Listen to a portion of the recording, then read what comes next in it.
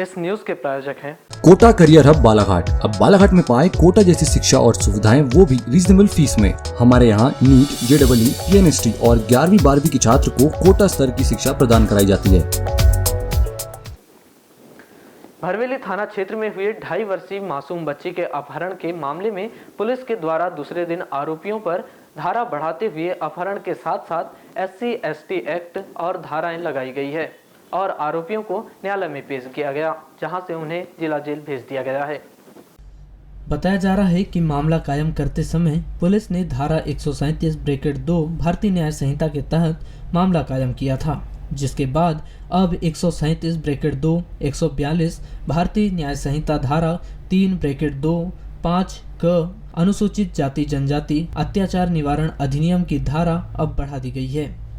अब तक मिली जानकारी के अनुसार वार्ड नंबर 11 के पूर्व पार्षद रामलाल बिसेन की पत्नी एवं भाजपा नेत्री सारिका बिसेन को बच्ची गोद लेना था, जिसके लिए उन्होंने योगिता कावड़े, जो कि एक आंगनबाड़ी कार्यकर्ता है, बालाघाट में उन्होंने उनसे संपर्क किया,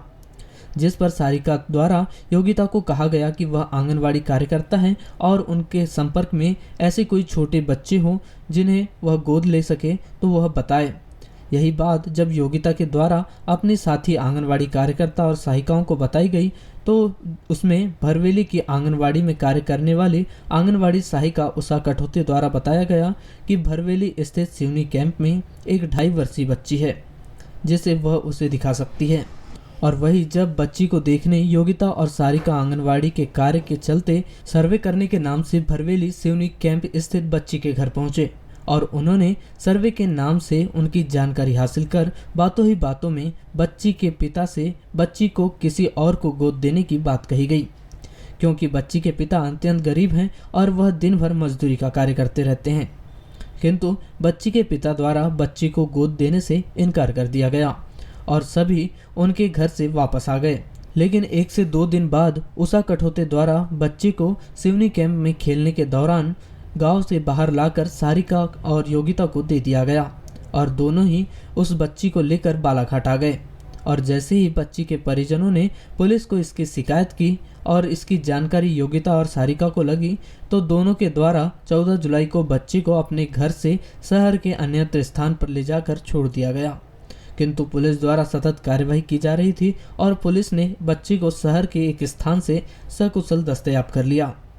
और इस घटना में सम्मिलित सभी महिलाओं को पुलिस द्वारा गिरफ्तार कर थाने में लाया गया।